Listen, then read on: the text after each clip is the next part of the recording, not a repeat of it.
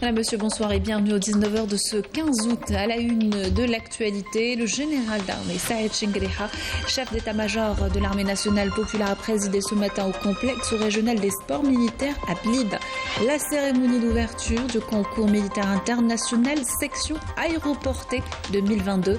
16 pays prennent part à la compétition.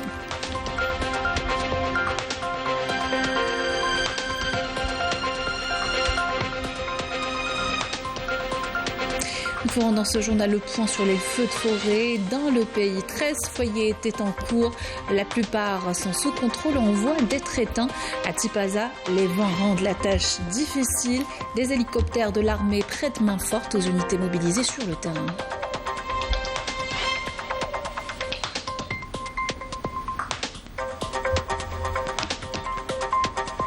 À l'étranger, les Marocains continuent de manifester contre la vie chère et l'injustice sociale. Des contestations réprimées dans la violence et les libertés individuelles et collectives de plus en plus entravées par le Marzen.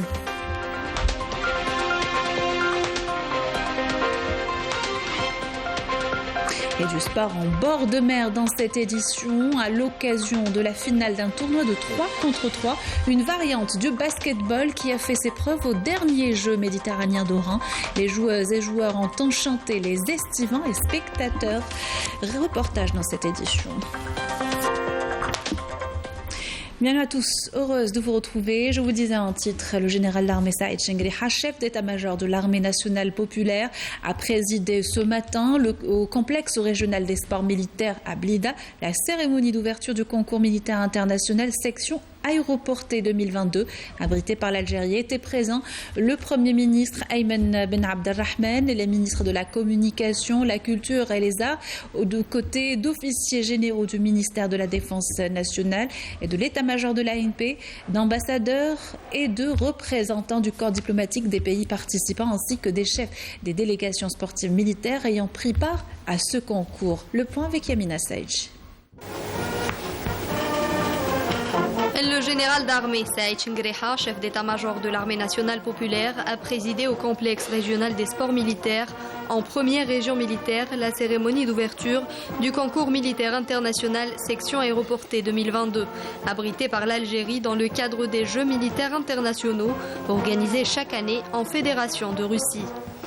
Cette compétition sportive militaire internationale a vu la participation d'un important nombre d'athlètes représentant 16 pays de différentes régions du monde dans l'Algérie pour concourir dans plusieurs disciplines, à l'instar de la course des véhicules blindés de combat, le saut en parachute de précision, la course d'orientation, les compétitions des arts martiaux, ensuite d'autres compétitions sportives individuelles et collectives. La cérémonie d'ouverture a été entamée par une intervention prononcée par le général-major, commandant des forces terrestres, avant que le général d'armée ne prononce l'allocution d'ouverture, à travers laquelle il a souhaité la bienvenue aux délégations sportives participantes, soulignant que l'organisation de cette manifestation vient couronner l'accord commun entre l'Algérie et la Fédération de Russie, et ce après le franc succès qu'a connu la compétition militaire internationale cynotechnique Amis Fidèles en 2021.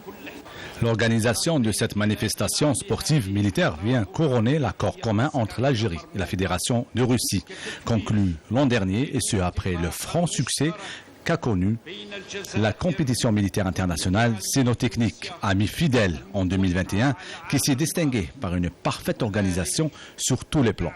Un succès qui a motivé les superviseurs de cette compétition à réitérer leur confiance en notre pays pour organiser le concours de la section aéroportée.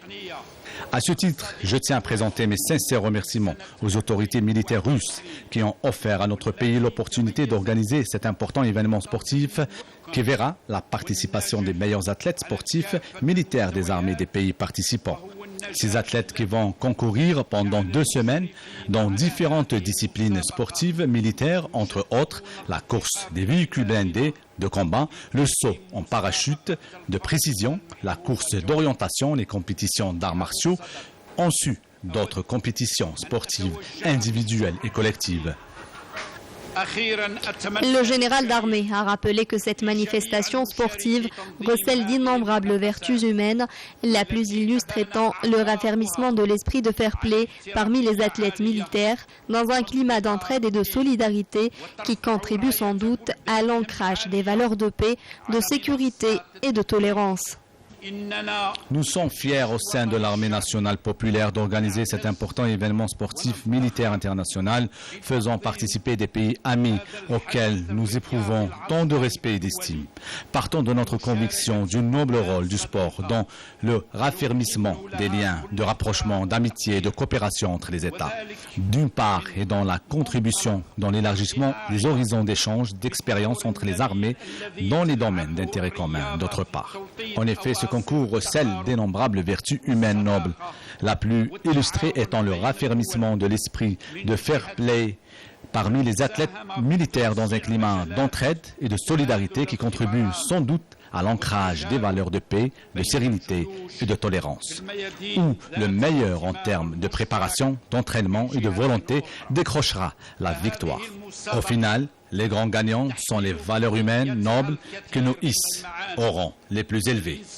À l'issue, le général d'armée a tenu à exprimer ses vœux de réussite à l'ensemble des participants en leur souhaitant de décrocher le maximum de médailles et à donner le coup d'envoi du concours militaire international section aéroportée 2022.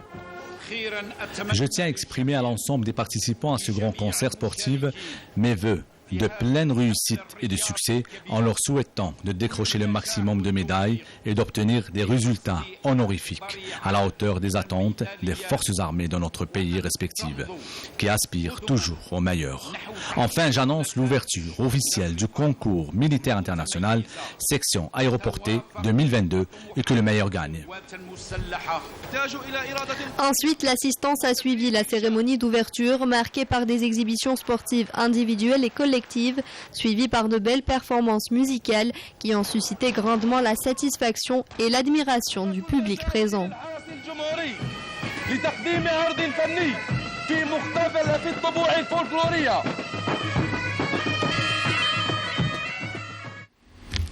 Et en marge de cette compétition internationale, le général d'armée Saïd Chengraiha, en présence du Premier ministre Ayman Ben Abdelrahman, a procédé à l'inauguration d'une exposition de photos sur les différentes époques et stations de l'histoire de l'Algérie et l'armée populaire nationale, des photos du patrimoine également, ainsi qu'une exposition sur le matériel militaire des forces spéciales.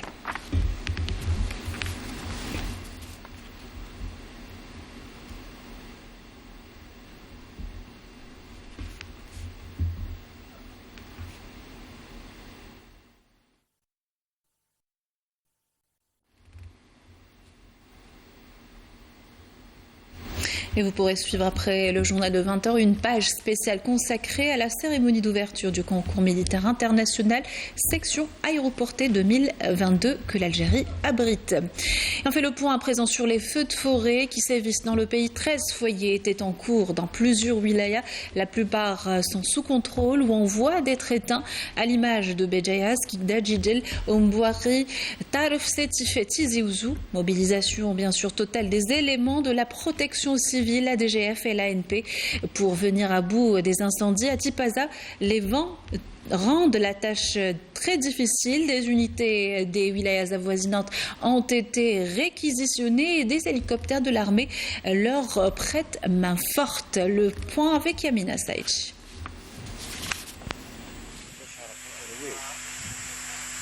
Les efforts se poursuivent pour maîtriser les incendies qui se sont déclarés dans plusieurs wilayas du pays. En 24 heures, les unités de la protection civile sont parvenues à éteindre 87 foyers d'incendie au niveau de 14 wilayas. 13 sont toujours en alerte dans Béjaïa, Tizi Ouzou, Sétif, Skikdal, Taref, Ombouaki et Tipaza. À Djidjel, le pire a été évité grâce à l'intervention rapide des éléments de la protection civile qui sont parvenus à maîtriser plus de 35 incendies en moins d'une semaine dans les communes de Taher, Al-Ansar, Chahna et Texana. La contribution des habitants locaux et la mobilisation des agents de la protection civile en coordination avec les services de conservation des forêts, de la gendarmerie nationale ainsi que de l'ANP a permis de minimiser les dégâts. À Béjaïa, une cellule de crise a été installée pour assurer le bon suivi du dispositif opérationnel mis en place.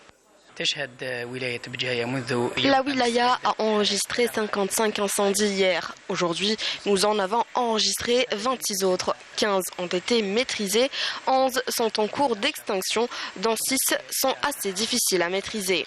Et vu l'importance de ces incendies, nous avons été renforcés par la Direction générale de la protection civile de la wilaya de Bouira et Sétif, avec 2 colonnes mobiles, une unité aérienne relevant de la protection civile et un bombardier russe. Plus de 700 agents de la protection civile sont également mobilisés.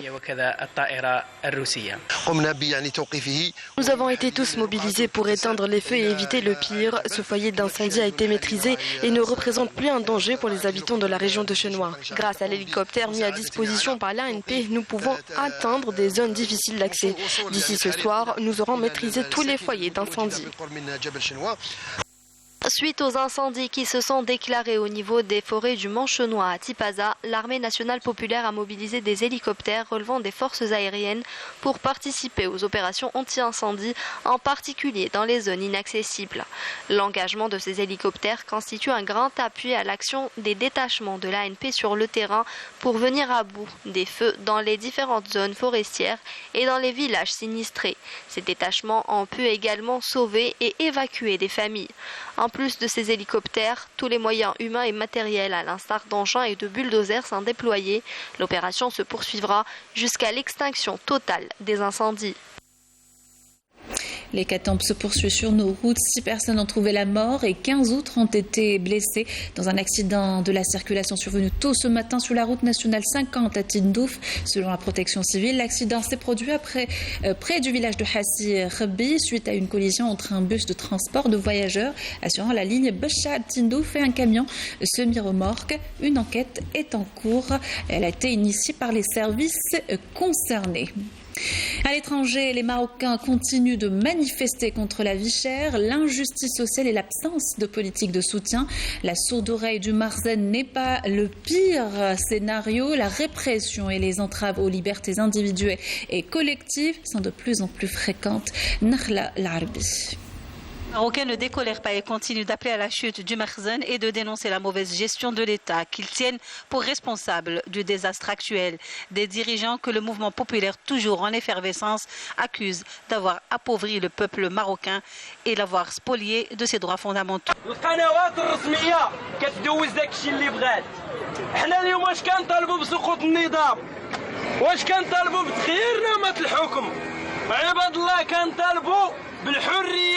بمدرسة عمومية بالصحة بالتطبيب وبهذا أبناء الشعب يخدموا لي أنه من حقهم. Tous les indicateurs sont au rouge. Il en est de même pour les indices de développement. Les experts parlent même de faillite. Le Marzen est acculé mais ne réagit pas pour autant.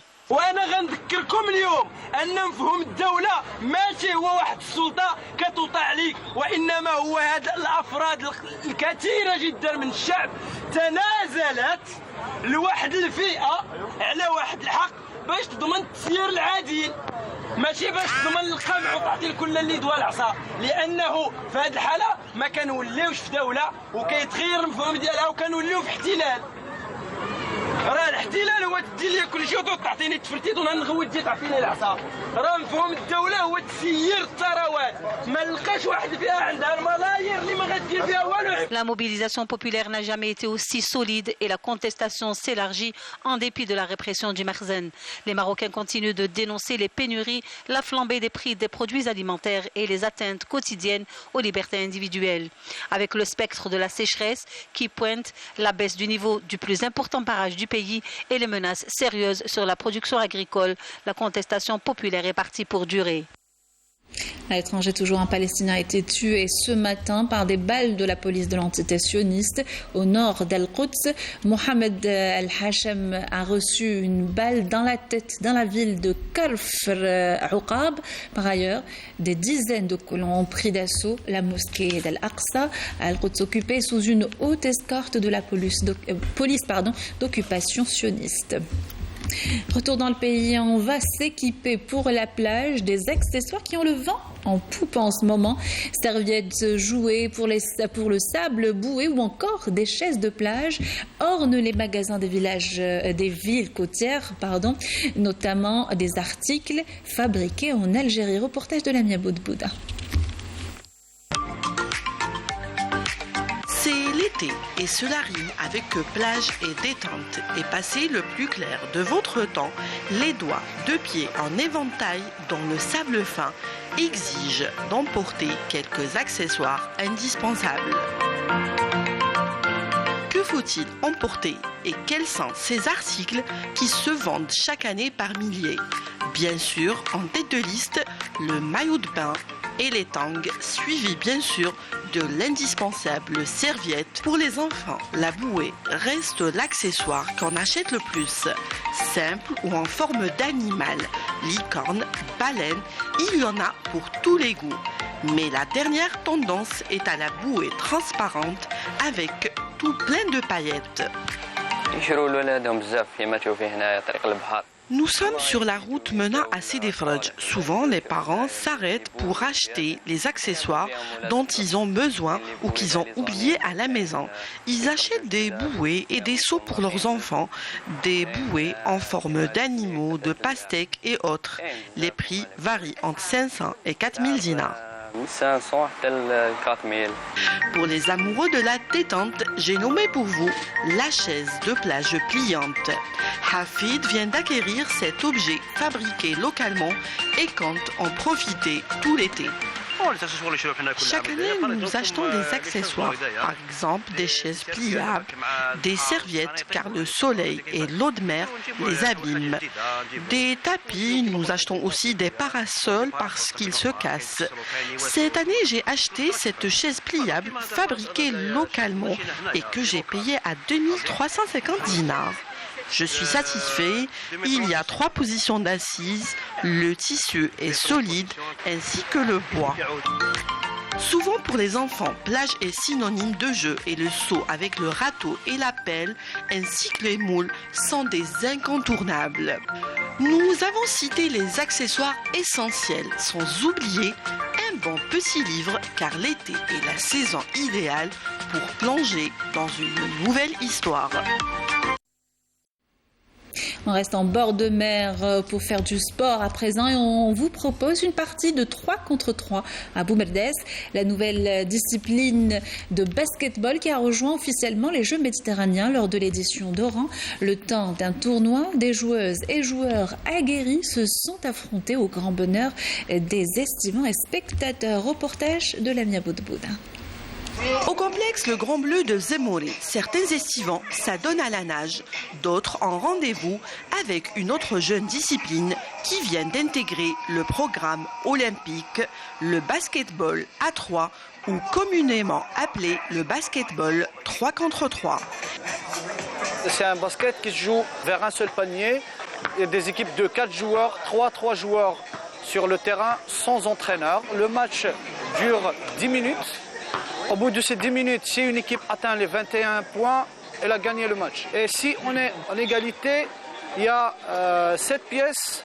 Au début du match, on fait un pile ou face. Dans ce match de quart de finale, Rib Sidali René a mouillé le maillot pour son équipe de Stawali face à l'Argentina. Ça demande de grands efforts physiques. Ce n'est pas comme dans le basket 5 contre 5. C'est orienté vers l'attaque, la vitesse de jeu et la prise d'initiative. Quant au match féminin, Dalia Metsaha est adepte de cette nouvelle discipline qu'elle essaye de développer. Le sport à Dalia, il a commencé il y a des années aux États-Unis. On jouait, mais il n'y avait pas aussi cette envergure-là. Avec mon association, je fais partie d'une association où on a commencé à développer ce sport-là, c'était en 2017. Donc on a commencé avec un tournoi, on a regroupé, on va dire, 30 équipes, féminines et masculines. On a eu cette année une participation de nos U23 aux Jeux méditerranéens d'Oran, avec une 5e place pour les garçons et une 9e place pour les filles. Cette deuxième édition de ce tournoi national de basketball à 3 a vu la participation de plusieurs équipes. Cet événement a connu la participation de 32 équipes masculines venues des 4 coins du pays. L'année prochaine, Inch'Allah, on organisera un tournoi international de pique ici en Algérie, qui connaîtra la participation de plusieurs pays, dont la France, la Tunisie, l'Allemagne. Malgré une chaleur suffocante, le public était au rendez-vous et parmi l'assistance, on a rencontré M. Adjouri Selim, ex-joueur de l'équipe nationale. Je suis en vacances, je prends du bon temps et en même temps je redécouvre une culture et une mentalité que j'avais perdu de vue. C'est une nouvelle discipline pour moi que je ne connaissais pas. Dans les années 70, 60, 70, il n'y avait pas encore cette discipline.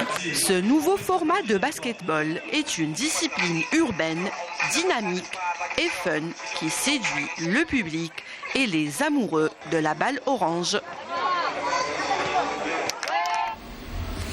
Avec ceci, nous arrivons à la fin de notre journal. Merci de l'avoir suivi. Excellente soirée sur Canal Algérie.